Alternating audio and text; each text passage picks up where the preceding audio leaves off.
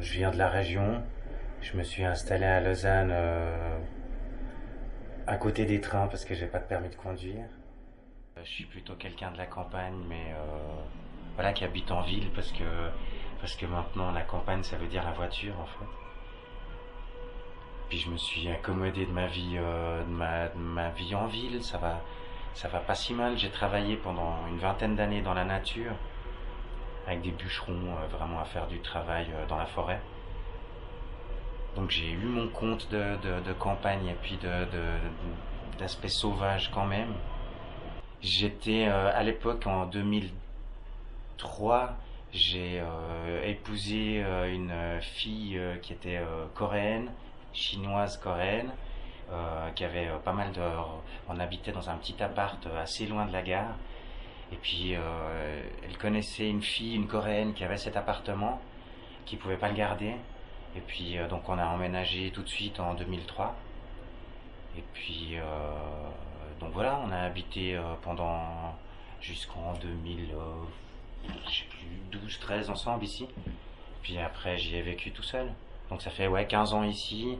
Et puis pas mal de plaisir parce que c'est près de la gare, dans un quartier super vivant. Sinon, j'ai découvert petit à petit les chantiers, ce que c'est qu'un chantier, ce que c'est que de travailler avec ses mains. Ça m'a donné une immense confiance en moi dans la vie en général, parce que je me suis rendu compte qu'il pouvait y avoir des défis, genre un tas de terre immense à déplacer avec une brouette. Et puis en fait c'est possible, on peut, avec un peu de patience, en s'accrochant à la tâche, on peut y arriver. Et puis même des choses assez grosses, assez importantes.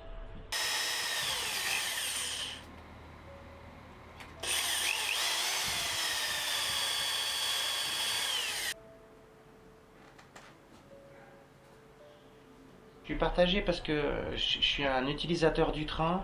Je vois la gare se remplir, les trains se remplir. Je vois les problèmes d'urbanisme qui existent en termes de taille de gare, de circulation de personnes. Et je suis vraiment pour les transports publics. Donc je pense que de toute façon, qu'on doit faire des sacrifices pour le bien-être de tous au niveau de la grandeur d'une gare. Ça me paraît logique, enfin, je suis pas contre ça. Par contre,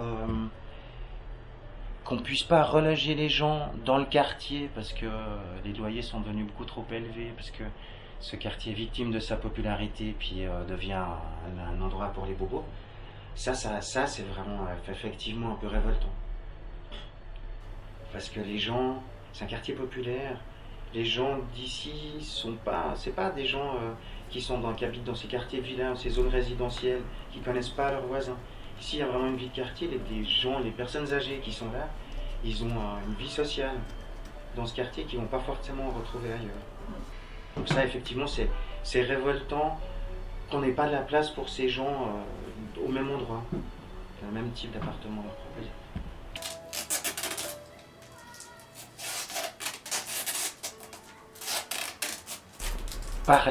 Parler des locataires, parler de ce truc tout à fait étonnant qui est en Suisse, qui fait que les gens ne possèdent pas l'endroit où ils habitent, qu'ils investissent juste pour y être. Le jour où ils n'ont plus d'argent, ils doivent partir.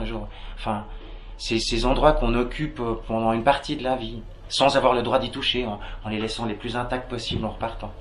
Ça c'est pour moi un sujet de réflexion.